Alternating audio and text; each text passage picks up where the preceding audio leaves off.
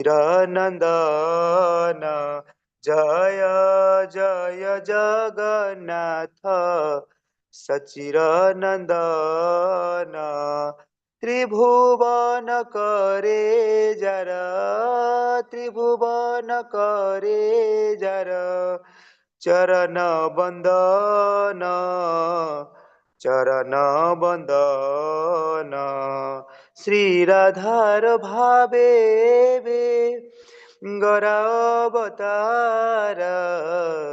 श्री राधार भावे वे गौरावतार हरे कृष्ण नाम गौर करिला प्रचार हरे कृष्ण नाम गौर करिला प्रचार जय जय जगन्नाथ सचिरनन्दन त्रिभुवन करे जर चरण बंदन चरण बंदन जय जय जगन्नाथ सचिरनन्दन वासुदेव घोष बोले करी जड़ हाथ वासुदेव घोष बोले करी जड़ हाथ जय गौर से कृष्ण সেই জগন্নাথ জয় গৌর সেই কৃষ্ণ সেই জগন্নাথ জয় জয় জগন্নাথ সচিরনন্দন জয় জয় জগন্নাথ সচিরনন্দন বিভু পন করে যার চরণ বন্দন জয় জয় জগন্নাথ সচিরনন্দন হরে কৃষ্ণ কৃষ্ণ কৃষ্ণ হরে হরে হরে হরে রাম রাম রাম হরে হরে हरे कृष्ण कृष्ण कृष्ण हरे हरे हरे राम राम राम हरे हरे हरे कृष्ण कृष्ण कृष्ण हरे हरे हरे राम राम राम हरे हरे हरे कृष्ण कृष्ण कृष्ण कृष्ण हरे हरे हरे राम राम राम हरे हरे निताई गौर प्रेमानंदे हरि हरि बोलो हरे कृष्ण प्रभु जी दंडवत प्रणाम समस्त भक्त वृंद को प्रणाम हरे कृष्ण धन्यवाद प्रभु जी। धन्यवाद। हरे कृष्ण समस्तଙ୍କୁ ଇସ୍କନ ବାଙ୍ଗାଲୋର ତରଫରୁ ଆଉଥରେ ଆପଣ ସମସ୍ତଙ୍କୁ ସ୍ୱାଗତ ଜଣାଉଛି। ଆଜି ଆମେ ଆଲୋଚନା କରିବାକୁ ଯାଉଛୁ, ପଠନ କରିବାକୁ ଯାଉଛୁ ଶ୍ରୀମଦ୍ ଭଗବତ ଗୀତା ସପ୍ତଦଶ ଅଧ୍ୟାୟ, ଯାହାର ନାମ ହେଉଛି ଶ୍ରଦ୍ଧାତ୍ରୟ ବିଭାଗ ଯୋଗ।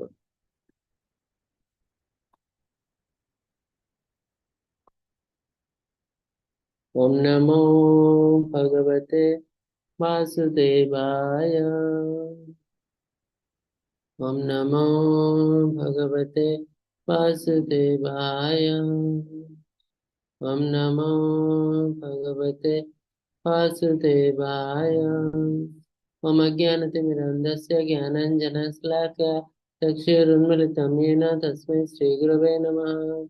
चैतन्यमनोभीष्टं स्थापितं येन भूतले स्वयं रूप कदा मह्यं ददाति स्वपदान्तिकं। वन्देऽहं श्रीगुरोः श्रीयुतपदकमलं श्रीगुरुन् वैष्णवस्य श्रीरूपं साग्रजातं सागणा रघुनाथान्वितं तं सज्जीवं साद्वैतं सावधूतं परिजनसहितं श्रीकृष्णचैतन्यदेवं श्री राधा कृष्ण पादं सगण ललिता श्री विशाखान्वितंश्च। हे कृष्ण करुणा सिंधु दीनबंधु जगत्पते गोपेश गोपिका कांत राधा कांत नमस्तुते। तप्त कांचन गौरंगी श्री राधे वृंदावनेश्वरी वृषभानुसुता देवी प्रणमामि हरिप्रिये। नीलाचल निवासाय नित्याय परमात्मने बलभद्र सुभद्राभ्यां श्रीजगन्नाथाय ते नमः। वाञ्छकल्पतरुभ्यश्च कृपासिन्धुभ्य एव च पतितानां पावनेभ्यो वैष्णवेभ्यो नमो नमः। नमः विष्णुपादाय कृष्णप्रेष्ठाय भूतले श्रीमते भक्तिवेदान्त स्वामिनिति नामिने। नमस्ते सारस्वते देवे गौरवाणी प्रचारिणे निर्विशेष शून्यवादी पाश्चात्य देश तारिणे।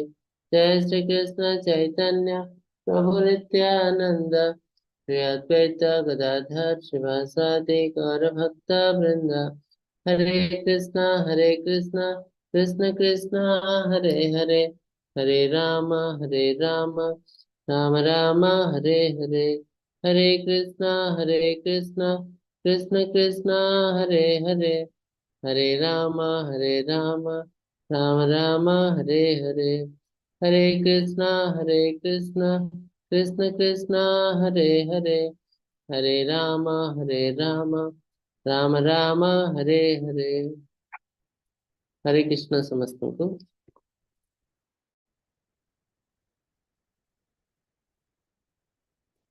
ଇସ୍କନ ବାଙ୍ଗାଲୋର ତରଫରୁ ଆପଣ ସମସ୍ତଙ୍କୁ ଆତ୍ମ ସ୍ୱାଗତ ଜଣାଉଛି।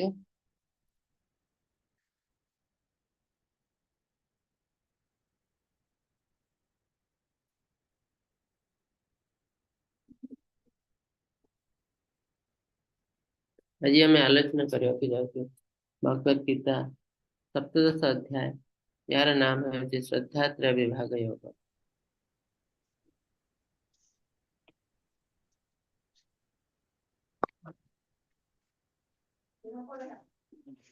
अच्छी है।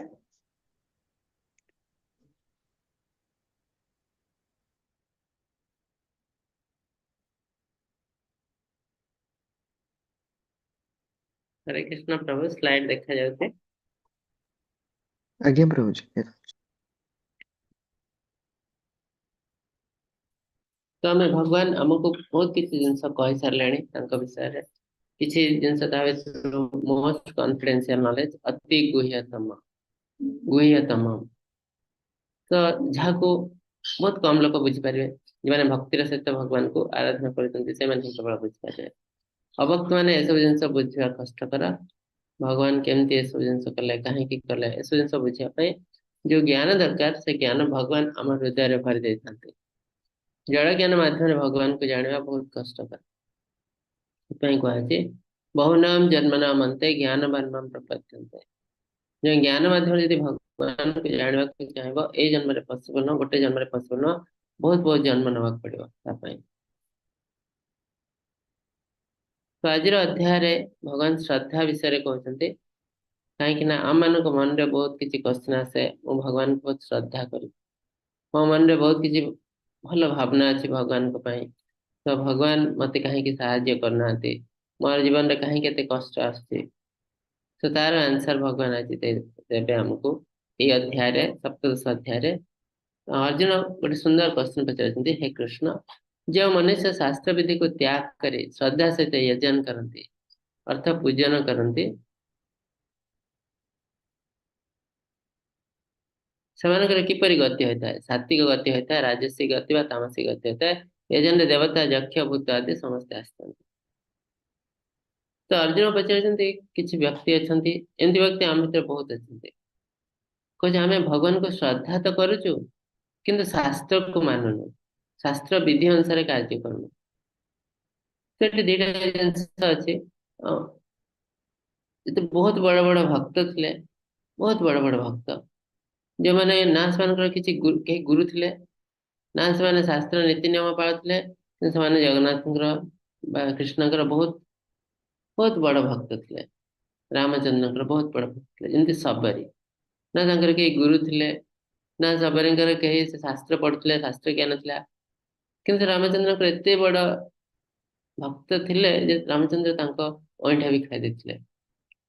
ଭକ୍ତ ସାଲବେଗ ତ ମୁସଲିମ ଥିଲେ, କିନ୍ତୁ ସେ ଜଗନ୍ନାଥଙ୍କ ପ୍ରତି ଏତେ ତାଙ୍କର ଶ୍ରଦ୍ଧା ଥିଲା, ତାଙ୍କର କୌଣସି ଗୁରୁ ନଥିଲେ କି ଶାସ୍ତ୍ର ବି ଜାଣିନଥିଲେ। ହିନ୍ଦୁ ଧର୍ମର ଶାସ୍ତ୍ର ତାଙ୍କୁ କୌଣସି ଜଣା ନଥିଲା, କିନ୍ତୁ ତଥାପି ତାଙ୍କର ଏତେ ଯୋଉ ଶ୍ରଦ୍ଧା ଥିଲା, ସେଥିରେ ଭଗବାନ ତାଙ୍କ ରଥକୁ ଅଟକେଇକି ରଖିଥିଲେ ସେ ଆସିବା ପର୍ଯ୍ୟନ୍ତ। ତ କଣ, ତ ଆଜିର ଲୋକ ବି ସେଇ ଜିନିଷ କହୁଛି ଯେ ମୁଁ, ମୋର ବହୁତ ଶ୍ରଦ୍ଧା ଅଛି, କିନ୍ତୁ ଶାସ୍ତ୍ର ବିଧିକୁ ମୁଁ ମାନୁନି। ତ ବହୁତ ଭକ୍ତ ତ ଅଛନ୍ତି ଏକ୍ସାମ୍ପଲ, ଯୋଉମାନେ ଶାସ୍ତ୍ର ବିଧି ମାନୁନାହାନ୍ତି, କାହିଁକିନା ଶାସ୍ତ୍ର ତାଙ୍କୁ ଜଣା ନଥିଲା। ତ ସେମାନଙ୍କୁ କେମିତି ଭଗବାନ ଆଶ୍ରୟ କରିଛନ୍ତି, ଆଶ୍ରିତ କରିଛନ୍ତି? ତ ତାର କାରଣ ହେଲା ଦିଟା ଜିନିଷ। ଗୋଟେ ହେଲା ଆମେ ଯୋଉ ଶ୍ରଦ୍ଧା କହୁଛୁ, ସେ କୋଉ ଲେଭେଲର ଶ୍ରଦ୍ଧା। ସମସ୍ତଙ୍କର ଶ୍ରଦ୍ଧା ଅଲଗା ଅଲଗା। ଆଜି ଆମେ ପୂଜା କରୁଛୁ, ପୂଜା କରୁ କରୁ ହଠାତ୍ ଭଗବାନଙ୍କର ସେବା ଚାଲିଛି, ହଠାତ୍ କିଛି ଗୋଟେ ଅସୁବିଧା ହେଇଗଲା, ଅଫିସରେ ହଉ, ପରିବାର ଲୋକଙ୍କର ହଉ, ବା ନିଜର ହଉ, କିଛି ଗୋଟେ ଅସୁବିଧା ହେଉଛି, ଆମେ ସାଙ୍ଗେ ସାଙ୍ଗେ ପୂଜାକୁ ଛାଡି ଦେଇ ପଳେଇ ଯାଉଛୁ। ତ ଏଇଠି ଦେଖାଉଛି ଶ୍ରଦ୍ଧାର ପରିମାଣ କେତେ। ଅଧିକାଂଶ ଲୋକ କିଛି ବି ଅସୁବିଧା ହବ, ଭୌତିକ ଅସୁବିଧା, ସେ ପୂଜାକୁ କାଣ୍ଟଛାଟ କରି ଛୋଟ ଛୋଟ କରି ଛାଡି ଦେଇକି ପଳେଇ ଯାଉଛି। ତାର ଅର୍ଥ କଣ? ଆମେ ଯୋଉ କହୁଛୁ ଆମ ଭିତରେ ବହୁତ ଶ୍ରଦ୍ଧା ଅଛି, ଆକ୍ଚୁଆଲି ଏଇଟା ସେଇ ଲେଭେଲର ଶ୍ରଦ୍ଧା ନୁହଁ ଯୋଉ ଶ୍ରଦ୍ଧା ଶବରୀ କରିଥିଲା। ସେ ଲେଭେଲର ଶ୍ରଦ୍ଧା ନୁହଁ ଯୋଉ ଶ୍ରଦ୍ଧା ସାଲବେଗ ବେଗଙ୍କର ଥିଲା। ତେଣୁ ଆମର ଯୋଉ ଶ୍ରଦ୍ଧା କଳିଯୁଗରେ, ଏଇଟା ସେଇ ଲେଭେଲର ଶ୍ରଦ୍ଧା ନୁହଁ। ତେଣୁ ଶ୍ରଦ୍ଧା ମାଧ୍ୟମରେ ଆମେ ଭଗବାନଙ୍କୁ ପାଇବା ବହୁତ ଡିଫିକଲ୍ଟ ଅଛି। ତ ଆମକୁ କଣ କରିବାକୁ ପଡିବ? ନା ଆମକୁ ଶାସ୍ତ୍ର ହିସାବରେ ଯିବ, ନୀତି ନିୟମ ପାଳନ କରିବାକୁ ପଡିବ।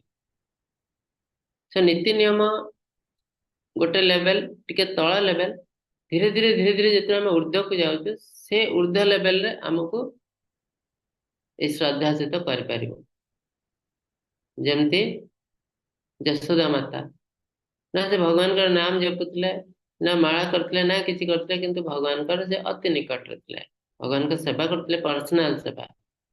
କେମିତି ଏସବୁ ପସିବଲ ହେଲା? ନା ସାଧନା ଭକ୍ତି ସେ ଆଗରୁ ବହୁତ କରିଥିଲେ। ତ ସାଧନା ଭକ୍ତି ହେଲା ଆର୍ଲି ଷ୍ଟେଜ, ତାପରେ ଆସୁଛି ଅନନ୍ୟ ଭକ୍ତି।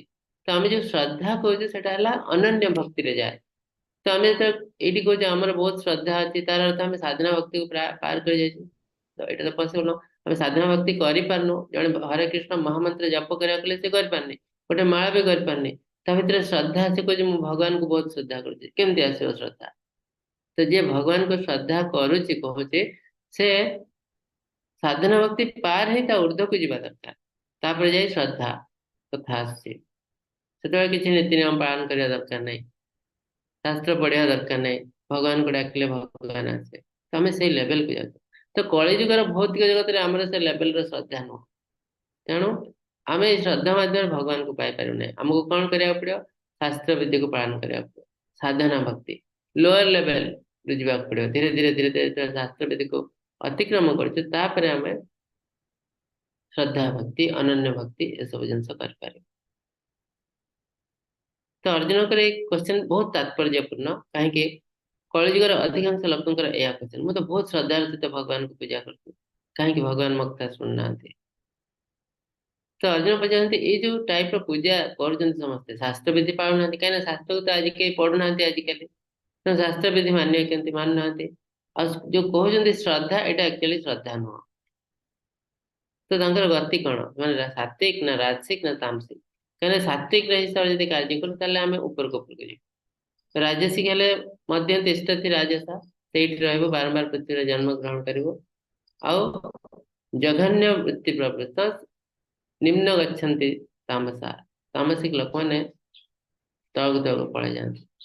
ତ ଭଗବାନଙ୍କର ସେବା କରିବୁ, ପୂଜା କରିବୁ, ଆଉ ତଳକୁ ତଳକୁ ପଳେଇବୁ, ଏଇଟା କେମିତି ପସିବ? ତ ସେଇ ଜିନିଷ ଅର୍ଜୁନ ପଚାରିଥିଲେ। ଶ୍ରୀ ଭଗବାନ ବାଚ, त्रिविधा भवति श्रद्धा देहिनां सा स्वभावजा, सात्विकी राजसी चैव तामसी चेति तं शृणु। ତ ଭଗବାନ କହିଛନ୍ତି, ସେ ଶ୍ରଦ୍ଧା କଥା ତୁମେ କହିଲ, ମନୁଷ୍ୟଙ୍କ ସ୍ୱଭାବରୁ ଉତ୍ପନ୍ନ ଶ୍ରଦ୍ଧା, ये भी तीन गुण विभक्त। कलिजुग सब किसी तीन गुण सॉरी भौतिक जगत रे सब किसी तीन गुण सात्विक राजसिक तामसिक अब ये जो श्रद्धा ये भी से तीन भाग रे विभक्त है। एबे से गुड़िक कौन तुम्हें शुण यजन्ते सात्विका देवान् यक्ष रक्षंसि राजसाः ऋतन् भूत गणश्चान्ये यजन्ते तामसा जनाः। तो सात्विक लोक मैंने कौन करती ना देवी देवताओं को पूजा कर देवी देवताओं को पूजा करती सात्विक। राजसिक लोक मैंने कहा ना यक्ष राक्षस मान पूजा करती और तामसिक लोक मैंने भूत प्रेत डाहाणी को पूजा करती।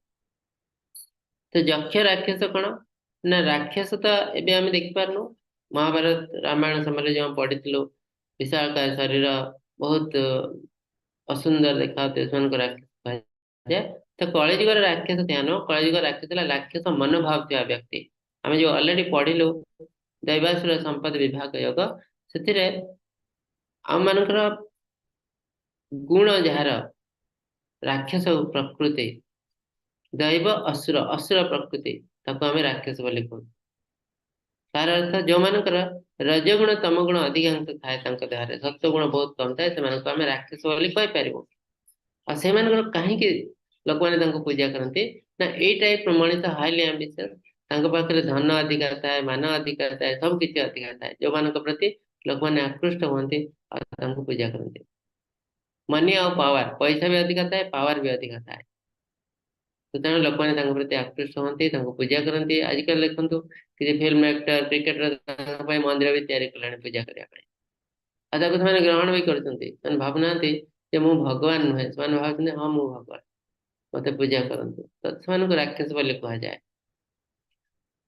तो तापर तामसिक लोक मैंने क्या पूजा करती ना भूत प्रेत डाहाणी राति अधारे श्मशान रे जाई किसी लोग पूजा करती पूजा कर पर्पज कौन ना मत किसी पावर मिल एनर्जी मिल जहाँफल कि मु दुनिया रे किसी फायदा उठे पारि मु क्या हैरान हरकत कर पारि एटा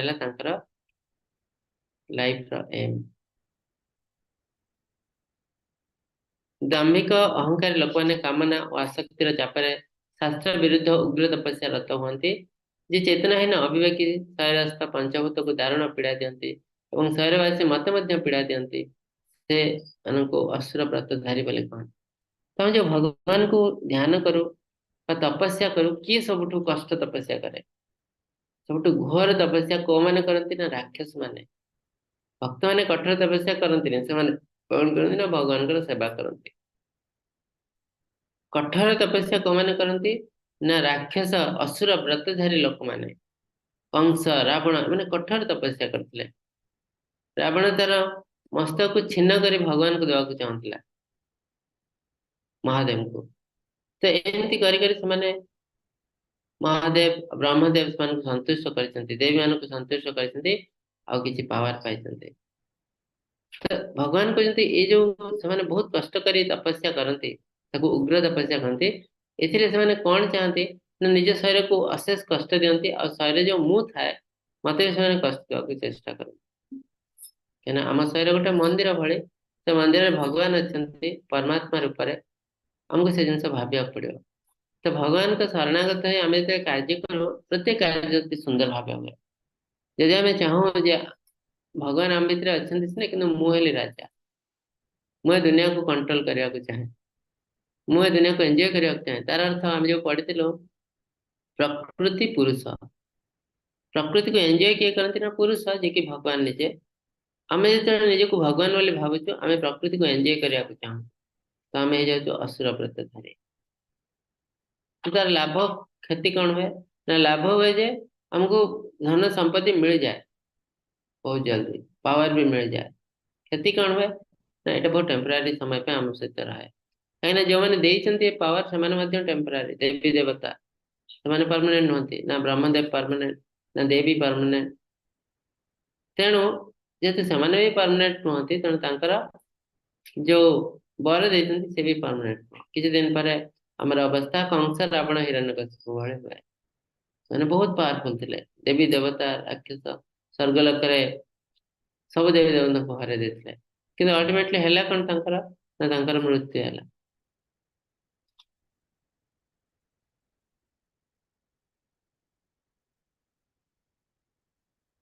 ଖାଦ୍ୟ ଆମ ପାଇଁ ବହୁତ ଇମ୍ପୋର୍ଟାଣ୍ଟ।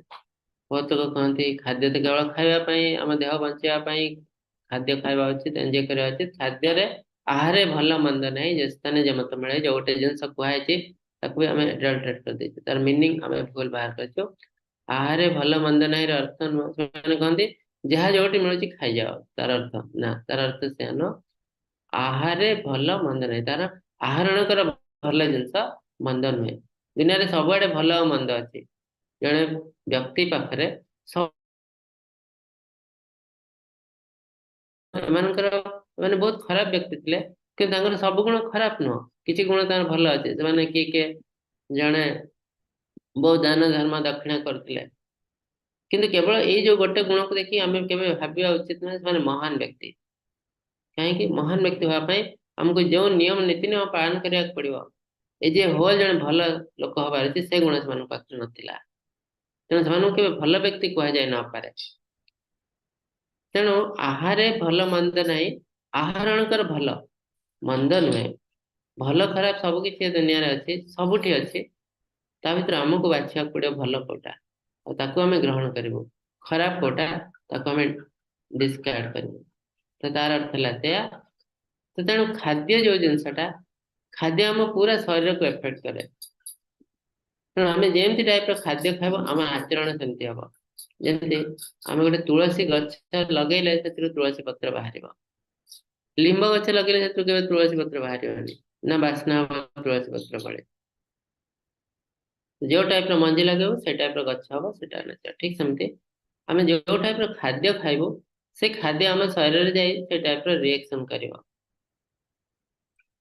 ତେଣୁ ଖାଦ୍ୟ ବି ସେମିତି ଅଛି, ସାତ୍ଵିକ, ରାଜସିକ, ତାମସିକ। ତେଣୁ ଆମେ ଯଦି ସାତ୍ଵିକ କାର୍ଯ୍ୟ କରିବାକୁ ଚାହିଁବୁ, ତାହେଲେ ଆମକୁ ସାତ୍ଵିକ ଖାଦ୍ୟ ଗ୍ରହଣ କରିବାକୁ ପଡିବ।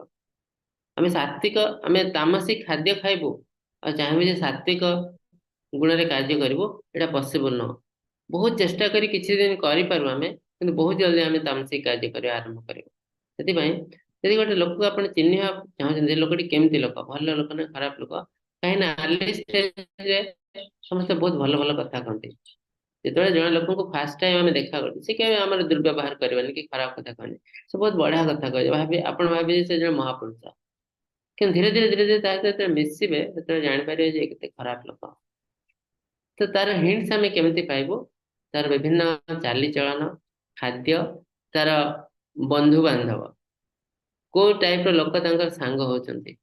ଯଦି ତାର ସାଙ୍ଗମାନେ ସବୁ ମଦୁଆ, ଜୁଆଡି, ଗଞ୍ଜୁଆଳ, ତାହେଲେ କଣ ହବ? ସେ ଦେଖଉଛି ଯେ ମୁଁ ବହୁତ ଭଲ, କିନ୍ତୁ ସେ ଯାଇକି ଲୁଚି ଲୁଚି ଏସବୁ ଜିନିଷ କରୁଥିବ, ନହେଲେ ତାର ଏତେ ସାଙ୍ଗ କେବେ ହେବେନି। ଯେ ଜଣେ ଭଲ ରାସ୍ତାରେ ଯିବ, ଅଟୋମେଟିକ ଖରାପ ଲୋକମାନେ ତାଠୁ ଦୂରେଇ ଯିବେ। ତେଣୁ ଏଇଟା ହେଲା ଇନଡାଇରେକ୍ଟ ୱେ ଜଣଙ୍କୁ ଚିହ୍ନିବାର। କାହିଁକିନା ଦୁନିଆରେ କିଛି ଲୋକ ଅଛନ୍ତି, ତାଙ୍କର ନେଚର ବହୁତ ବଢିଆ କଥାବାର୍ତ୍ତା କରନ୍ତି, କିନ୍ତୁ ଦେଖିବେ ତାଙ୍କର ଗୁଣ, ସେମାନେ ମଦ, ବିଡି, ସିଗାରେଟ ଟାଣନ୍ତି। ତ ଏଇ ଟାଇପର ଲୋକଙ୍କୁ ଆମେ ପ୍ରଶ୍ରୟ ଦେବୁ କି ନାହିଁ? କାହିଁକିନା ସେମାନେ କାହାକୁ ଦୁର୍ବ୍ୟବହାର କରନ୍ତି ନାହିଁ, ଅନ୍ୟମାନଙ୍କୁ ସାହାଯ୍ୟ ବି କରନ୍ତି, ଆଉ ଭଲ ଭଲ କଥା କହନ୍ତି। କିନ୍ତୁ ତାଙ୍କର ଗୋଟେ ଖରାପ ଅଭ୍ୟାସ ଅଛି, ମଦ, ବିଡି, ସିଗାରେଟ ଟାଣ। ଏଇ ଟାଇପର ଲୋକଙ୍କୁ ଯଦି ଆମେ ଖରାପ ଲୋକ ପୁରା ନୁହନ୍ତି, କାହିଁକିନା ତାଙ୍କ ଆଚରଣ ଭଲ, ଲୋକଙ୍କୁ ସାହାଯ୍ୟ କରୁଛନ୍ତି, କିନ୍ତୁ ଯେହେତୁ ସେମାନେ ଖରାପ ଅଭ୍ୟାସ ଅଛି, ଏ ଆଚରଣ କେବେ ବି ଖରାପ ହେଇଯାଇପାରେ। ତେଣୁ ତାଙ୍କ ପ୍ରତି ତୀକ୍ଷ୍ଣ ଦୃଷ୍ଟି ରଖିବା ଉଚିତ, ଅତ୍ୟଧିକ କ୍ଲୋଜ ହବା ଉଚିତ ନୁହଁ। ତ ଆମର ଅତ୍ୟଧିକ କ୍ଲୋଜ କିଏ ହେଇପାରିବ? ଆଖି ବୁଜି କାହା ଉପରେ ବିଶ୍ୱାସ କରିପାରିବ? ନା ଜଣେ ଭକ୍ତ ଉପରେ। ଜଣେ ଭକ୍ତ ଆଉ ଜଣେ ଭକ୍ତର ହଉଛି ରିଏଲ ସାଙ୍ଗ। ତାଙ୍କୁ ଆମେ ସାହାଯ୍ୟ କରିପାରିବୁ, କାହିଁକି ନା ଯାହା ହେଲେ ବି ସେ ଭଗବାନଙ୍କର ସେବା କରୁଛନ୍ତି। ଏସବୁ ଖରାପ ଜିନିଷ କରୁନାହାନ୍ତି, ମଦ, ବିଡି, ସିଗାରେଟ, ଜୁଆ ଖେଳ, ଏସବୁ ଜିନିଷ କରୁନାହାନ୍ତି। ଯିଏ କରୁଛି ଡେଫିନେଟଲି ସେ ଖରାପ। ଆଉ ଯଦି ସେ ବହୁତ ଚେଷ୍ଟା କରି ଦେଖଉଛି ଯେ ମୁଁ ବହୁତ ଭଲ, କିନ୍ତୁ ବହୁତ ଜଲ୍ଦି ସେ ଖରାପରେ ପରିଣତ ହେଇଯାଏ ସିଚୁଏସନ ଅନୁସାରେ। ତ ସେଇଥିରେ ଆମେ ଜାଣିବୁ ସାତ୍ଵିକ, ରାଜସିକ, ତାମସିକ ଖାଦ୍ୟ କଣ। ନା ସାତ୍ଵିକ ଖାଦ୍ୟର କ୍ୟାରେକ୍ଟରିଷ୍ଟିକ ହେଲା, ଇଏ ଆମର ଆୟୁ ବୃଦ୍ଧି କରେ, ଆମ ସ୍ୱାସ୍ଥ୍ୟ ସୁନ୍ଦର କରେ, ଆମକୁ ନିରୋଗ ରଖେ, ଆୟୁଷ ବୃଦ୍ଧି କରେ, ନିରୋଗ ରଖେ, କ୍ଷୁଧା ବର୍ଦ୍ଧନ କରେ। ସବୁ ସାତ୍ଵିକ। ତ କଣ ସେ ଜିନିଷ ଆସୁଛି? ନା ଫଳ, ପନିପରିବା, ପରିବା, ଆଉ ଯାହାବି ଖାଦ୍ୟ, ଭାତ, ଡାଲି ଯାହାବି ଖାଉଛୁ, ତାକୁ ଅତ୍ୟଧିକ ଟେଷ୍ଟି କରିବାକୁ ଚେଷ୍ଟା କରିବୁନି, ଅତ୍ୟଧିକ ସୁନ୍ଦର କରିବାକୁ ଚେଷ୍ଟା କରିବୁନି। ତାର ଅର୍ଥ, କିଛି ଲୋକ ଭାତ ଖାଇବେ ଯେ ପୁରା ଫିନଫିନିଆ ହ୍ୱାଇଟ, ଅତ୍ୟଧିକ ହ୍ୱାଇଟ ଦେଖାଯାଉଥିବ, ଚିକ୍କଣ, ମାନେ ପଲିଶ୍ଡ ରାଇସ୍। तो ये सब सात्विक नुह कहीं पॉलिश जिते करदे राइस को तार अधिकांश भल गुण नष्ट हो जाए तेणु आमको अधिकांश सुफलतार मिलुनी तेणु नॉर्मली जिते लोक मैंने भात डाली तरकारी परिवा पनीपरिया फलमूल ए सब जिन खाई पार क्षीर क्षीर जातीय द्रव्य ये सब है सात्विक जिनस कहीं फल खाते देखिए किसी समय पर आपको भोक लगुच खाद्य खाएर किसी समय पर जब भोक लगे तो जानवे जे खाद्य ठीक से हजम हो किंतु आउ किसी खाद्य अच्छे आप खाईदे 5 6 7 7 घंटा आपको भोक लगे पेटर मांदा ही तार अर्थ यहाँ आम खाद्य नुह भूल खाद्य मुझे खाई यहाँ खाइले आम शरीर खराब आड़ को जीव तो राजसिक लोकंर प्रिय खाद्य कौन ना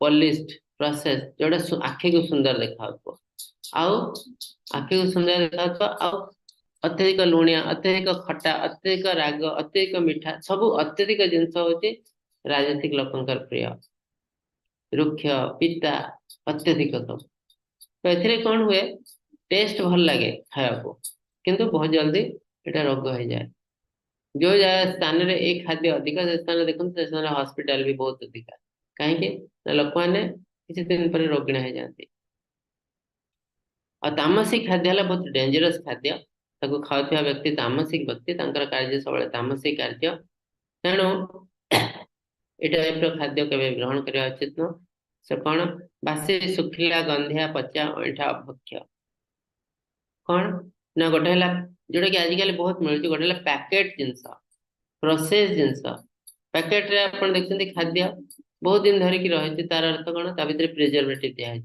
कहीं नॉर्मली खाद्य को गोटे जगह रखिले से नष्ट हो जाए गोटे दिन 2 दिन नष्ट हो जाए अब फ्रिज रखिले आउ गोटे दिन 2 दिन जाए एमती नुहे फ्रिज रखिले मस रही तो से कंडीशन रे गोटे खाद्यटे पैकेट रोचे मस धरी रोचे केमती रोचे ना से एमती प्रिजर्वेटिव दिखाई खाद्यर गुण सब नष्ट हो जाए तार अर्थ खाद्यटा को एमती केमिकल ट्रीटमेंट कराई प्लास्टिक भले जाए कुरकुरे चिप्स ये भी खाद्य ये भी नष्ट हम किंतु एमती ट्रीटमेंट कराई जहाँफल कि से पूरा तार गुण नष्ट हो जाए तो ये टाइप जिनस खाइले आम शरीर अशेष क्षति हुए आ बहुत समय कहुए कौन प्रिजर्वेटिव ना प्रिजर्वेटिव द्वारा जो आम शरीर पर क्षतिकारक सेमती प्रिजर्वेटिव दिया ना तो ये जना पड़ो के खाइबार 10 वर्ष 20 वर्ष खाଇବା ପରେ ଯାଇକି ଜଣା ପଡିବ ଯେ ଏଟା ଖରାପ କି ଭଲ तो जे प्रत्येक प्रिजर्वेटिव आम शरीर ପାଇଁ ଖରାପ ତେଣୁ ପ୍ରିଜର୍ଭ ଜିନିଷ तामसिक जिनस कह जाए खाइले आम देह ପାଇଁ ସବୁବେଳେ ଖରାପ सुखिला ऐठा अभक्ष्य अभक्ष्य है नॉन टचेबल खाଇବା तो दूर कथा छुईवा उचित न कौन ना आमिष आमिष कहीं भक्षण करूँ ना कहीं ना साइंटिफिकली आम देखिले आम शरीर तैयारी ही नहीं आमिष खायापी आम शरीर को पूरा ऊपर तल पर्यंत मुंड टू गोड़ पर्यंत देखु आ कौन गोटे आमिष प्राणी निरामिष प्राणी सहित कंपेयर करूँ आप देखिपारे साइंटिफिकली अनसाइंटिफिकली नो आम शरीर तैयारी ही नहीं आमिष खायापी तेणु आम जो आमिष भक्षण करुचु आम शरीर अशेष क्षति हो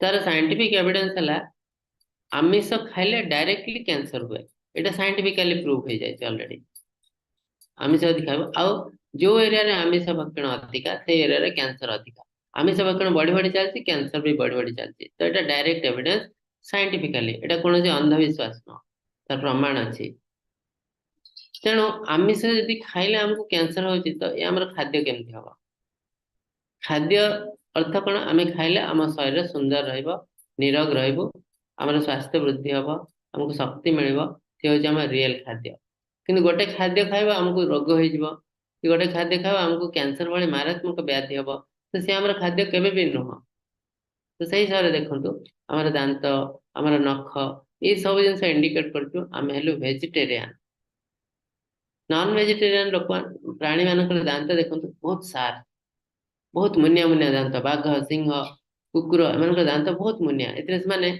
कंचा मांस को टाणी छिंडे खाई पारे निरामिषासी प्राणीकर दांत है फ्लाट फ्लाट जो ग्राइंड कर खाए आमर अधिकांश दांत सेमती केवल गोटे कानाइन अच्छी सी भी एत सार्प नुह भेस्टिजियल तो कानाइन सीना अच्छी कि एक्चुअली कानाइन काम कर ତେଣୁ ଆମ ଶରୀର ଯୋଉ ତିଆରି ହେଇଛି ଆମେ ମାଂସ ଖାଇବା ପାଇଁ ତିଆରି ହେଇନି। ତ କ୍ୱେଶ୍ଚନ ଉଠେ କାନାଇନ୍ ଦାନ୍ତ ଅଛି କାହିଁକି? ନା ଆମ ପୂର୍ବପୁରୁଷ କିଏ କାନାଇନ୍ ଥିଲେ, ଆମିଷ ଖାଉଥିଲେ, ଯୋଉମାନେ ବଣ ମଣିଷ ସେମାନେ ଖାଉଥିଲେ, କିନ୍ତୁ ଧୀରେ ଧୀରେ ମଣିଷ ଯେ ଉନ୍ନତ ମଣିଷ ସେମାନେ ସବୁ ନିରାମିଷାଶୀ। ତ କାନାଇନ୍ ଦାନ୍ତ ଅଛି ବୋଲି ଆମେ ଆମିଷାଶୀ, କିଛି ଲୋକ ଯୁକ୍ତି ବାଢନ୍ତି, ତ ଏଇଟା ଭୁଲ ଯୁକ୍ତି। କାହିଁକି? କାନାଇନ୍ ଦାନ୍ତ ଅଛି ବୋଲି ଯେ ଆମେ ଆମିଷାଶୀ, ଏଇଟା ଭୁଲ ଯୁକ୍ତି। କାହିଁକି ନା ଯେତେ ପ୍ରାଣୀ ଅଛନ୍ତି ସବୁଠୁ ବଡ କାନାଇନ୍ ଦାନ୍ତ କାହାର କହିଲେ? ନା ଗୋଟେ ପ୍ରାଣୀ ଯାହା ନାଁ ହେଲା ହିପୋପଟାମସ୍। ସବୁଠୁ ବଡ କାନାଇନ୍ ଦାନ୍ତ ପୃଥିବୀର ଯେତେ ପ୍ରାଣୀଙ୍କ ଭିତରୁ, କିନ୍ତୁ ସିଏ ହଉଛି ପିଓର ଭେଜିଟେରିଆନ। ତ ତେଣୁ କାନାଇନ୍ ଦାନ୍ତ ଅଛି ଆଉ ବଡ ଅଛି ତାର ଅର୍ଥ ଆମେ ନନ୍ ଭେଜିଟେରିଆନ, ଏଇଟା ଭୁଲ ତଥ୍ୟ। ସେମିତି ବହୁତ ପ୍ରାଣୀ ଅଛନ୍ତି ଯାହାଙ୍କର କାନାଇନ୍ ଦାନ୍ତ ଅଛି, ସାର୍ପ ଅଛି, କିନ୍ତୁ ସେମାନେ ଭେଜିଟେରିଆନ। ଯେମିତି ଓଟ, କିଛି ହରିଣ ଅଛନ୍ତି, ସେମାନେ ଭେଜିଟେରିଆନ, ଆମିଷ ଖାଆନ୍ତିନି, କିନ୍ତୁ ତାଙ୍କ କାନାଇନ୍ ଦାନ୍ତ ଡେଭଲପ। ତେଣୁ ଏଟା ଭୁଲ ତଥ୍ୟ ଦିଆହେଇଛି। ତ ନନ୍ ଟଚେବଲ କାହିଁକି କୁହାଯାଉଛି ଆମିଷକୁ? ନା ଦେଖନ୍ତୁ, ଆମେ ଯେତେବେଳେ କୌଣସି ବ୍ୟକ୍ତି ମୃତ୍ୟୁବରଣ କରୁଛି ତା ପାଖକୁ ଯାଉଛୁ, ତାକୁ ସ୍ପର୍ଶ ବି କରିନାଉ, ଯେ ଘରକୁ ଆସୁଛୁ ଆମକୁ ସ୍ନାନ କରିବାକୁ ପଡୁଛି, ତାର ଅର୍ଥ ଆମେ ସେ ପାଖାପାଖି ଏରିଆକୁ ଗଲେ ବି ଆମେ ଅଶୁଦ୍ଧ ହେଇଯାଉଛୁ। ତ ମଣିଷ ଶରୀର ଆଉ ପଶୁ ଶରୀର ଭିତରେ କିଛି ଡିଫରେନ୍ସ ନାହିଁ। ମଣିଷ ଶରୀର ମୃତ ଶରୀର ପାଖକୁ ଗଲେ ଆମେ ଯଦି ସ୍ନାନ କରୁଛୁ, ପଶୁର ମୃତ ଶରୀର ବି ସେମ୍ ଜିନିଷ। ତ ଆମେ ତା ପାଖକୁ ଯିବା ଉଚିତ, ନନ୍ ଟଚେବଲ, ତାକୁ ସ୍ପର୍ଶ କଲେ ଆମକୁ ସ୍ନାନ କରିବାକୁ ପଡିବ। ତ ସେଇ କଣ୍ଡିସନରେ ଆମେ କଣ କରୁଛୁ ନା ତାକୁ ରାନ୍ଧିକି ଖାଉଛୁ। ତ ସେଥିପାଇଁ କୁହାଯାଇଛି ଆମ ଶରୀରଟା ଗୋଟେ ମନ୍ଦିର, ତାକୁ ଆମେ ଶ୍ମଶାନରେ ପରିଣତ କରିଦଉଛୁ ଯେତେବେଳେ ଆମେ ଆମିଷ ଭକ୍ଷଣ କରୁଛୁ। କାହିଁକି? ନା ଶ୍ମଶାନରେ ସବୁ ମୃତ ବ୍ୟକ୍ତିକୁ ପୋତି ଦିଅନ୍ତୁ ବା ପୋଡି ଦିଅନ୍ତୁ, ଆମେ ସେମିତି ମୃତ ଶରୀରକୁ ଆମ ଶରୀର ଭିତରକୁ ପଠେଇ ଦଉଛୁ, ପୋତି ଦଉଛୁ। ତେଣୁ ଆମ ଶରୀର ଶ୍ମଶାନ ହେଇଯାଉଛି।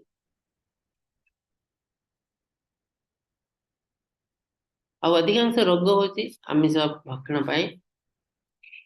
ନିରାମିଷାଶୀ ଲୋକଙ୍କର ରୋଗ ହୁଏ, କିନ୍ତୁ ବହୁତ ସିମ୍ପଲ ରୋଗ। ଆପଣ କୌଣସି ବି ହସ୍ପିଟାଲ ଯାଆନ୍ତୁ, ରୋଗୀମାନଙ୍କୁ ଦେଖନ୍ତୁ, କେତେ ଜଣ ଆମିଷାଶୀ କେତେ ଜଣ ନିରାମିଷାଶୀ, ଜାଣିଲେ ଆପଣ ଜାଣିପାରିବେ 99% ଲୋକ ହେଲେ ଆମିଷାଶୀ, ଯୋଉମାନଙ୍କର ମାରାତ୍ମକ ରୋଗ ହେଇଛି। କୌଣସି କ୍ୟାନ୍ସର ୱାର୍ଡକୁ ଯାଆନ୍ତୁ, କୌଣସି ମାରାତ୍ମକ ରୋଗ ହେଇଥିବା ୱାର୍ଡକୁ ଯାଆନ୍ତୁ, ଦେଖନ୍ତୁ 99% ଲୋକ ହେଲେ ଆମିଷାଶୀ। ନିରାମିଷାଶୀ ଲୋକ ବହୁତ କମ ବା ନ ବି ଥାଇପାରନ୍ତି କେହି। ତ ଏଇଥିରୁ ଆମେ ଡାଇରେକ୍ଟ ଏଭିଡେନ୍ସ ପାଉଛୁ ଯେ ଆମିଷ ଆମ ଶରୀରର ଅଶେଷ କ୍ଷତି କରିଥାଏ, ଇଏ ଆମର ଖାଦ୍ୟ ନୁହଁ। ଫଳରେ ଆଶା ନ ରଖିଥିବା ବ୍ୟକ୍ତିଙ୍କ ଦ୍ୱାରା ବିଧି ଅନୁସାରେ ଯେପରି ଯଜ୍ଞ କରାଯିବା ଉଚିତ, ମନ ଓ ଚିତ୍ତ ସ୍ଥିର କରି ସେପରି ଯଜ୍ଞ ଅନୁଷ୍ଠାନ କରାଗଲେ ତାହାକୁ ସାତ୍ବିକ ଅର୍ଥାତ୍ ଶୁଦ୍ଧ ଯଜ୍ଞ ବୋଲି କୁହାଯାଏ।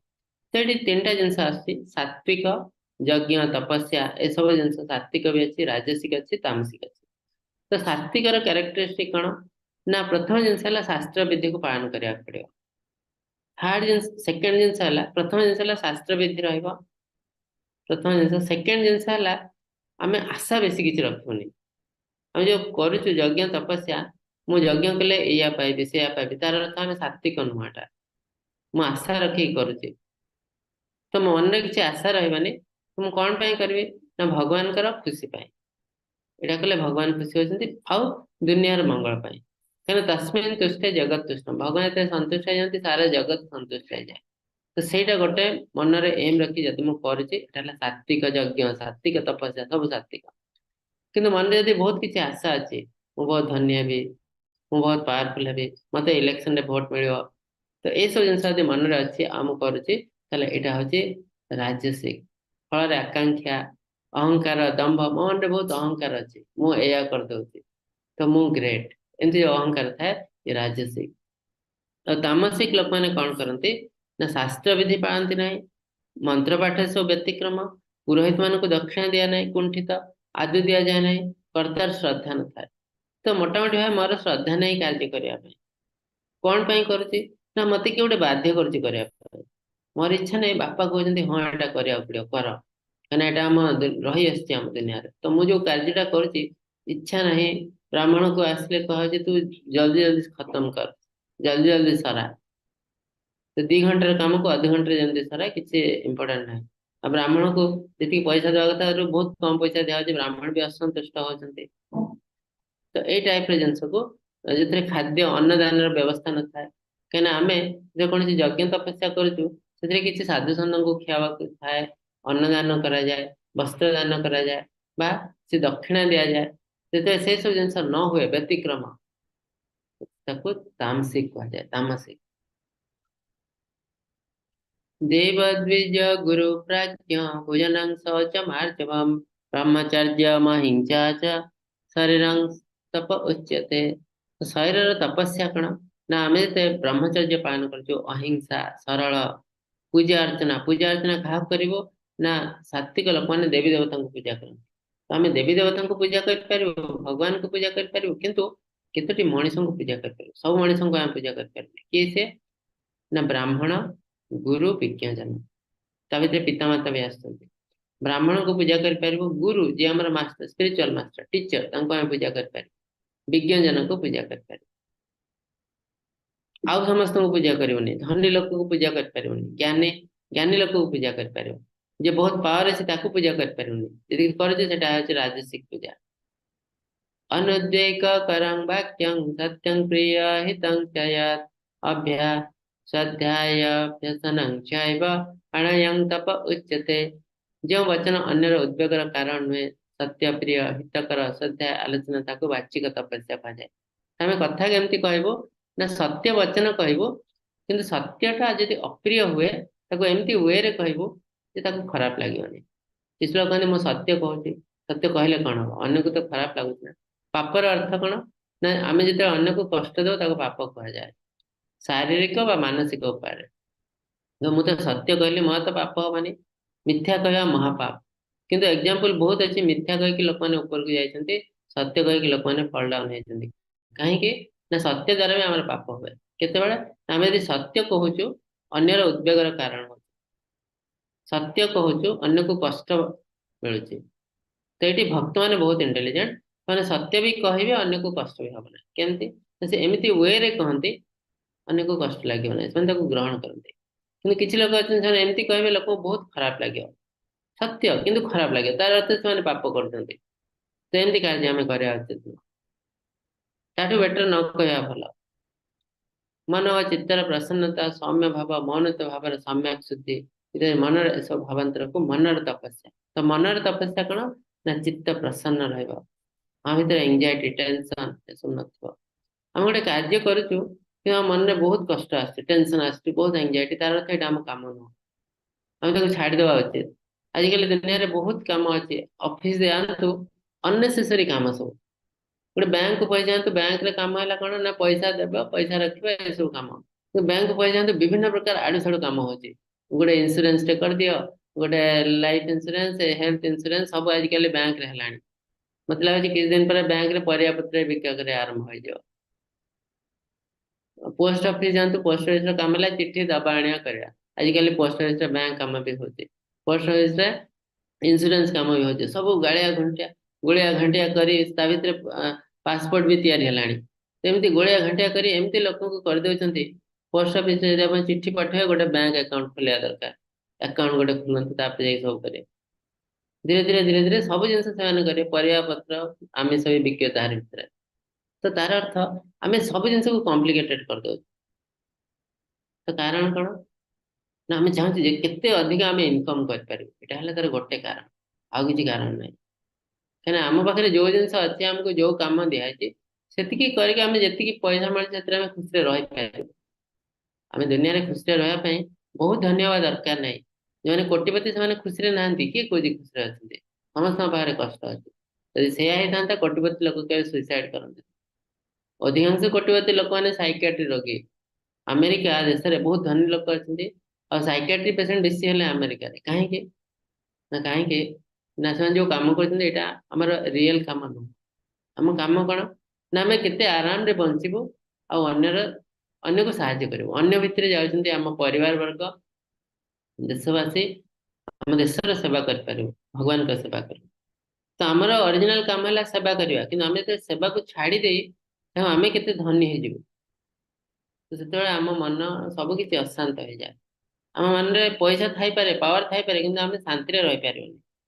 तो ये सब जिनस आम लाइफ रे बहुत खराब जिनस, और अधिकांश रोग आजिकल मन ही सृष्टि हो। श्रद्धया परया तपं तपस्त त्रिविधं नरैः अफलाकांक्षाभियुक्ते सात्विकं परिचक्षते ଫଳରେ ଆସନ ରଖି ଦୃଢ ବା ଏକାଗ୍ର ଚିତ୍ତରେ ପରମ ଶ୍ରଦ୍ଧାରେ ବ୍ୟକ୍ତି ଯେଉଁ ବିବିଧ ତ୍ରିବିଧ ତପ କରନ୍ତି ତାହାକୁ ଜ୍ଞାନୀ ମାନେ ସାତ୍ବିକ ତପସ୍ୟା କୁହନ୍ତି। ତ ଯୋଉଟା କି କହିଲୁ ସାତ୍ବିକ ଅର୍ଥ ଫଳରେ ଆଶା ରଖିବେ ନାହିଁ, ଶାସ୍ତ୍ର ନୀତି ଅନୁସାରେ କରିବେ, ଆଉ ଅନ୍ୟର ମଙ୍ଗଳ ପାଇଁ କରିବେ ସାତ୍ବିକ। ସତ୍କାରମାନ ପୂଜାର୍ଥ ତପଦମ୍ଭେନ ଚୈବ ୟତ୍ କ୍ରିୟତେ ତଦିହ ପ୍ରୋକ୍ତମ୍ ରାଜସଂ ଚଲମାଧ୍ରୁବମ୍। ସମ୍ମାନ ସତ୍କାର ପୂଜା ପାଇବା ଆଶାରେ ଦମ୍ଭ ସହକାରେ ଯେଉଁ ତପସ୍ୟା କରାଯାଏ ତାହା ଫଳ ଇହ ଜଗତରେ ଅନିତ୍ୟ ଅନିଶ୍ଚିତ, ଏହି ତପସ୍ୟାକୁ ରାଜସ ତପସ୍ୟା କୁହନ୍ତି। ତ ଯୋଉ ତପସ୍ୟା ରାଜସିକ ତପସ୍ୟା କରି ଆମେ ପାଉ ଯୋଉ ଫଳ ସେ ଟେମ୍ପରାରୀ, କାହିଁକି ୟୁଜୁଆଲି ଏଟା ଦେବୀ ଦେବତାମାନେ ଆମକୁ ଦେଇଥାନ୍ତି, ଭଗବାନ କେବେ ଆମକୁ ଦିଅନ୍ତି ନାହିଁ। मूढग्राहेणात्मनाय पीडया क्रियते तपः परस्य स्तादानर्थवा तद्दाम समुदारतम्। ମୂଢ ମନ୍ଦବୁଦ୍ଧି ଲୋକେ ଯେଉଁ ନିଜ ଦେହକୁ ପୀଡା ବା କଷ୍ଟ ଦେଇ ବା ଅନ୍ୟର କଷ୍ଟ ଉଦ୍ଦେଶ୍ୟରେ ଯେଉଁ ତପ କରିଥାନ୍ତି ତାହା ତାମସିକ ତପ। ତାମସିକ ଲୋକମାନେ କଣ କଣ କରନ୍ତି, ଏତେ ତପସ୍ୟା କରନ୍ତି, ବହୁତ କଷ୍ଟ ଦିଅନ୍ତି ନିଜ ଶରୀରକୁ। ଆଉ ସେମାନେ ତପର ଉଦ୍ଦେଶ୍ୟ କଣ ନା ମୁଁ ବହୁତ ପାୱାରଫୁଲ ହେବି, ବହୁତ ଏନ୍ଜୟ କରିବି। ତ ମୁଁ ଏନ୍ଜୟ କରୁଛି ତାର ଅର୍ଥ ହେଲା କିଛି ଲୋକ କଷ୍ଟ ପାଇବେ, ତ ମୋର ସେଥିରେ କୌଣସି ଯାଆସ ନାହିଁ, ଅନ୍ୟମାନେ କଷ୍ଟ ପାଆନ୍ତୁ କିନ୍ତୁ ମୁଁ କେମିତି ଏନ୍ଜୟ କରିବି, ମୋ ପରିବାର କେମିତି ଏନ୍ଜୟ ସବୁ ମୁଁ ମୋର ଏଇ ଚାରିପଟେ ସେ ବୁଝାଏ। ସେ ହଉଛି ତାମସିକ ଲୋକ ବା ରାକ୍ଷସ ପ୍ରକୃତିର ଲୋକ, ତେଣୁ ତାର ରେଜଲ୍ଟ ବହୁତ ଖରାପ। ଆଜି ସେ ଟିକେ ଏନ୍ଜୟ କରିପାରେ କିନ୍ତୁ ପର ମୁହୂର୍ତ୍ତରେ ତାକୁ ବହୁତ କଷ୍ଟ ଆସେ। ଦେଖନ୍ତୁ କିଛି ଲୋକ ଅଛନ୍ତି ବହୁତ ଧନୀ ଲୋକ, ବହୁତ ପାୱାରଫୁଲ ପଲିଟିସିଆନ ବି ହେଇଥାଇ ପାରନ୍ତି, କିନ୍ତୁ ସେମାନେ ମୃତ୍ୟୁ ବେଳକୁ ବହୁତ କଷ୍ଟ ପାଇ ପାଇ ମରୁଛନ୍ତି। 3 ମାସ 4 ମାସ ଧରି ଆଇସିୟୁ ରେ ପଡୁଛନ୍ତି, ହସ୍ପିଟାଲରେ ପଇସା ଅଛି, ବଡ ହସ୍ପିଟାଲରେ ଆଡମିସନ ହେଇଛନ୍ତି, ଠିକ ଅଛି, କିନ୍ତୁ କଷ୍ଟ କିଏ ନବ? ଡେଲି ସକାଳ ଉଠି 20ଟା ଛୁଞ୍ଚି ଫୋଡା ହଉଥିବ, ଏତେ କଷ୍ଟ ହବ ହିଁ ହବ। ଏଠି ପାଇପ ସେଠି ପାଇପ, ଏଠି ନଳି ସେଠି ନଳି, ତ ଏଇ କଷ୍ଟକୁ କେହି ନେଇପାରିବେନି। ଆମେ ଯେତିକି ଏନ୍ଜୟ କରୁଛୁ ଦୁନିଆରେ ଏଠି ସୁଝିକି ଯିବାକୁ ପଡିବ। ତେଣୁ ଏନ୍ଜୟ କରିବା ଆଗରୁ 100 ଥର ଆମକୁ ଭାବିବା ଉଚିତ ଯେ ଯୋଉ ଏନ୍ଜୟଟା କରୁଛି ଏଟା ରିଏଲି ମୋ ଭାଗ୍ୟରେ ଅଛି ନା ମୁଁ ଜବରଦସ୍ତି ଏନ୍ଜୟ କରୁଛି। କିଛି ଲୋକ, କାହିଁକି ଅଧିକାଂଶ ଲୋକ ଏ ଦୁନିଆକୁ ଜବରଦସ୍ତି ଏନ୍ଜୟ କରନ୍ତି, ତ ସେମାନଙ୍କର ଲାଇଫ ବହୁତ କଷ୍ଟକର। ଏବେ କଷ୍ଟ ନଥାଇପାରେ କିନ୍ତୁ ଧୀରେ ଧୀରେ ଧୀରେ ଧୀରେ କଷ୍ଟ ଆସିବ। ତାପରେ ସେମାନେ କଣ କରିବେ ନା ଭଗବାନଙ୍କୁ ନିନ୍ଦା କରିବେ। ଆଉ ଭଗବାନ ଅଲରେଡି ତାକୁ କହିଛନ୍ତି ମତେ ନିନ୍ଦା କରିବା ଦରକାର ନାହିଁ, ଏସବୁ କାମ ମୋର ସହିତ କିଛି ଦବା ନବା ନାହିଁ। ଏଇ ସଂସ୍ପର୍ଶ ଯାହା ଭୋଗା ଦୁଃଖ ଅନାୟବତେ। ଜଣେ ଦୁଃଖ ପାଉଛି ସୁଖ ପାଉଛି, 2 ଜଣ ଯାକ ମୋର ସନ୍ତାନ। ମୁଁ କେବେ ଚାହେଁନି ମୋର ଗୋଟେ ସନ୍ତାନ ଖୁସିରେ ରହୁ, ଗୋଟେ ସନ୍ତାନ କଷ୍ଟ ପାଉ, କେବେ ବି ଚାହେଁନି। ତ ସେମାନେ କାହିଁକି କଷ୍ଟ ପାଉଛନ୍ତି ନା ନିଜର ଆଚରଣ ପାଇଁ। ଜଣେ ବହୁତ ଖରାପ କାମ କରୁଛି ସେ କଷ୍ଟ ପାଉଛି, ଯେ ଜଣେ ଖରାପ କାମ କରିବ ଆଉ ମୁଁ ତାକୁ ସବୁ କଷ୍ଟରୁ ବଞ୍ଚେଇ ଦେବି, ତାହେଲେ ଏଇଟା ବହୁତ ଖରାପ ଜିନିଷ ମୁଁ କରୁଛି। ଲୋକମାନେ ଆହୁରି ଖରାପ କାମ କରିବାକୁ ପ୍ରୋତ୍ସାହିତ ହେବେ। ତେଣୁ ଯିଏ ଖରାପ କାମ କରିଛି ତାକୁ ଦଣ୍ଡ ମିଳିବ ହିଁ ମିଳିବ, ଆଉ ମିଳିବା ଉଚିତ ବି। ପ୍ରକୃତି ତାକୁ ଦଣ୍ଡ ଦଉଛି, ପ୍ରକୃତି ହେଲା ମୋର ଶକ୍ତି। ତେଣୁ ଜଣେ କଷ୍ଟ ପାଉଛି ଖରାପ ବ୍ୟକ୍ତି, କେବେ ତାକୁ କୁହନି ଯେ ଆକୁ କଷ୍ଟ ନ ମିଳୁ, ତାକୁ କଷ୍ଟ ମିଳୁ। ମିଳିଲେ ଆହୁରି ଲୋକମାନେ ଜାଣିବେ, ଆଉ ଜଣେ ଖରାପ କାମ କରିବା ଆଗରୁ 100 ଥର ଭାବିବେ। दातव्यमेति यद्दानं दीयतेनोपकारेण दशे काल पात्रे च तद्दान सात्विक श्रुतम। ଯାହା ବି କିଛି କାର୍ଯ୍ୟ କରୁଛୁ ଦୁନିଆରେ ସବୁ କିଛି ସାତ୍विକ ରାଜସିକ ତାମସିକ ହିସାବରେ ବର୍ଣ୍ଣନା କରାଯାଇଛି। ତେଣୁ ଯୋଉ ଦାନ ଧର୍ମ ଦକ୍ଷିଣା ଦଉଛୁ ସେ ବି ସାତ୍ବିକ ରାଜସିକ ତାମସିକ।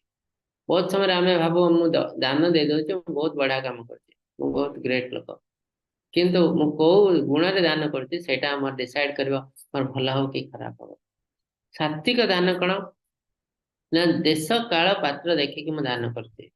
ଅପାତ୍ରରେ ଦାନଟା ଦାନରେ ଯାଏ ନାହିଁ, ତା ମାଧ୍ୟମରେ ମତେ ବହୁତ ପାପ ବି ହେଇଯାଏ।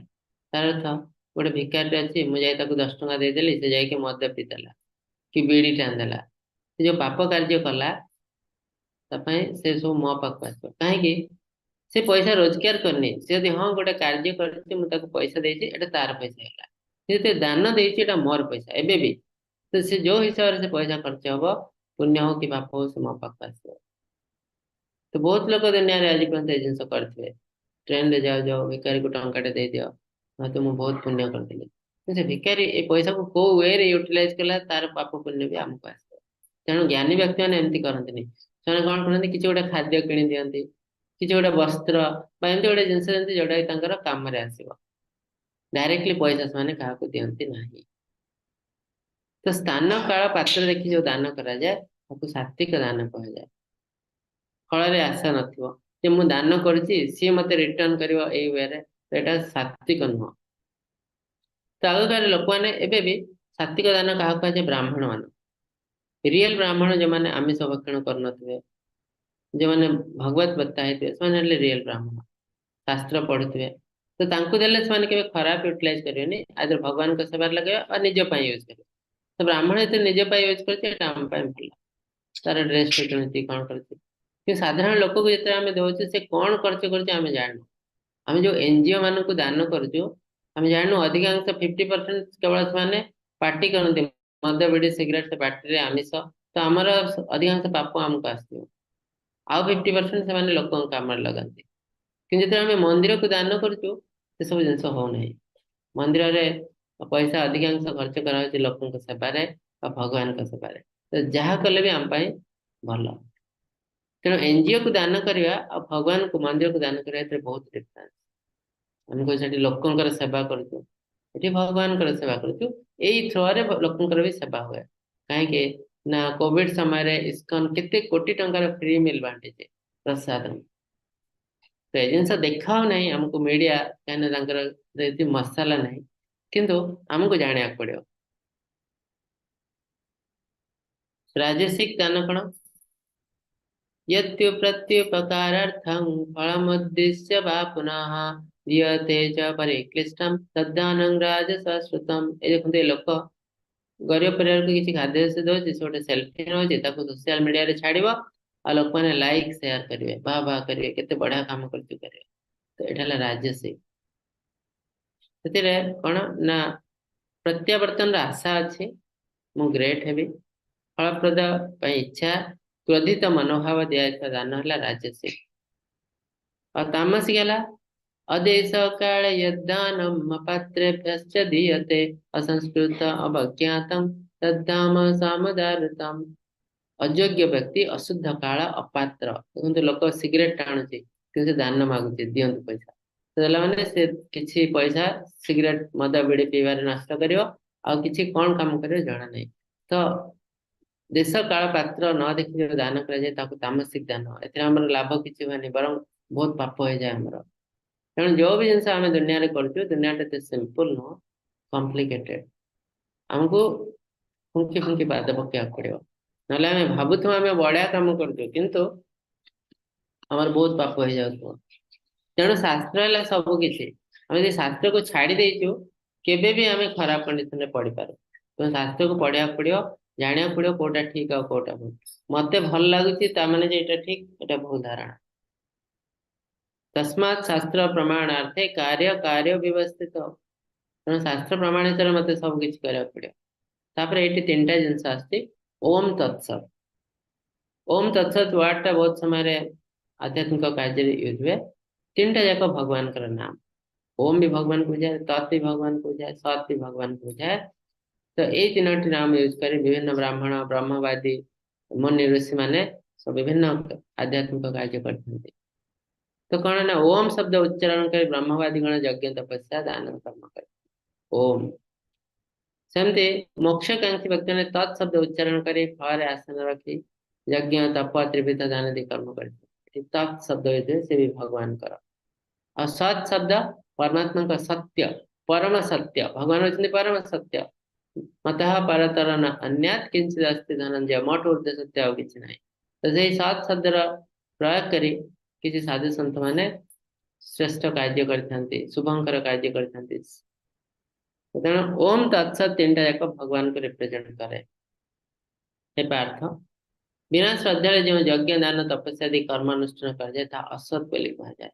ଏବଂ ଏହି କର୍ମ ଇହଲୋକ କି ପରଲୋକରେ ଫଳଦାୟୀ ହୋଇନଥାଏ। ତ ଯୋଉ କର୍ମରେ ଶ୍ରଦ୍ଧା ନାହିଁ ତାକୁ ଅସତ୍ ବୋଲି କୁହାଯାଏ। ତେଣୁ ଇଏ ଫଳ ମିଳେନି। ଇହଲୋକରେ ବି କିଛି ଦିନ ମିଳିଲେ ତାପରେ ପୁଣି ଖରାପ ଜିନିଷ ଆସେ, ଆଉ ପରଲୋକରେ ତ କେବେ ମିଳେନି। ତ କିନ୍ତୁ ଅର୍ଜୁନଙ୍କ କ୍ୱେଶ୍ଚନ ଅଲଗା ଥିଲା। ସେ କହୁଛନ୍ତି, ଅର୍ଜୁନ ପଚାରିଥିଲେ ଶ୍ରଦ୍ଧା ଅଛି କିନ୍ତୁ ଶାସ୍ତ୍ର ବିଧି ପାଳନ କରୁନି। ତ ଭଗବାନ ଇନଡାଇରେକ୍ଟଲି କହୁଛନ୍ତି ଏଟାକୁ ଶ୍ରଦ୍ଧା କୁହାଯାଏନି। ଶ୍ରଦ୍ଧା ଅଛି, ଶାସ୍ତ୍ର ବିଧି ପାଳନ କରୁନି ମାନେ ଏଟା ଶ୍ରଦ୍ଧା ନୁହଁ। ଶ୍ରଦ୍ଧା ଆସିବ କୋଉଠୁ ନା ଶାସ୍ତ୍ର ବିଧିରୁ ଶ୍ରଦ୍ଧା ଆସିବ।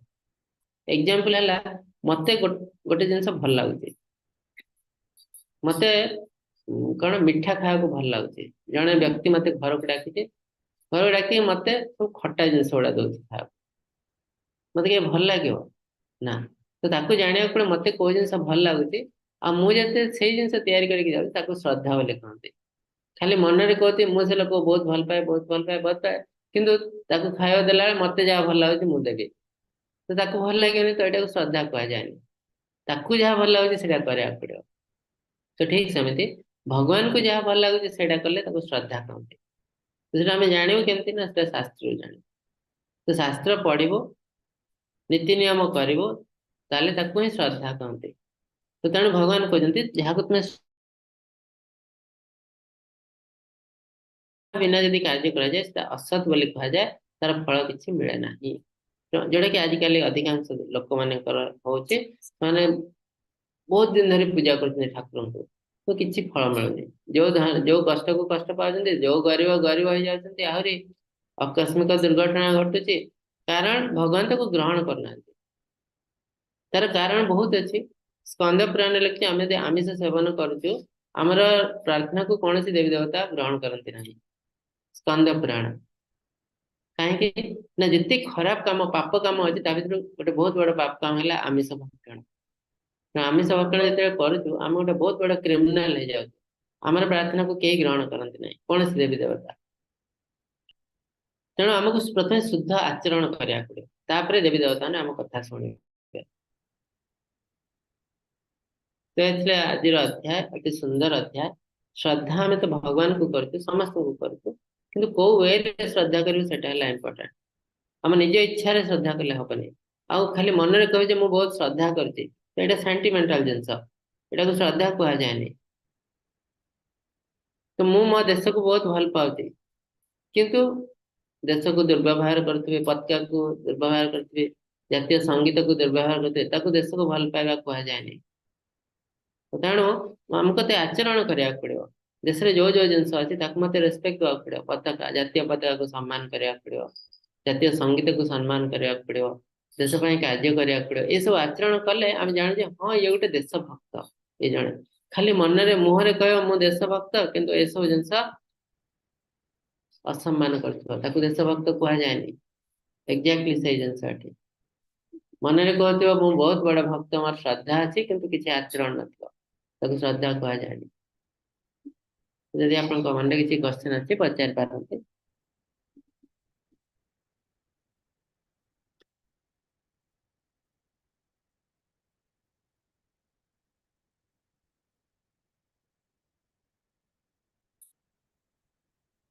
आसंता काली लास्ट चैप्टर आउ गीता महात्मा में पढ़ो टे जल्दी आरंभ करा पड़े 5-10 मिनट टे लेट हो पारे क्लास पर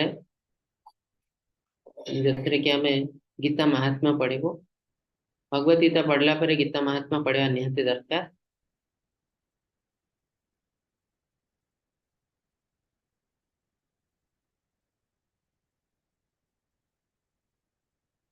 ठीक अच्छे हरे कृष्ण बहुत बहुत धन्यवाद क्वेश्चन ना आपण अनम्यूट करुच्ची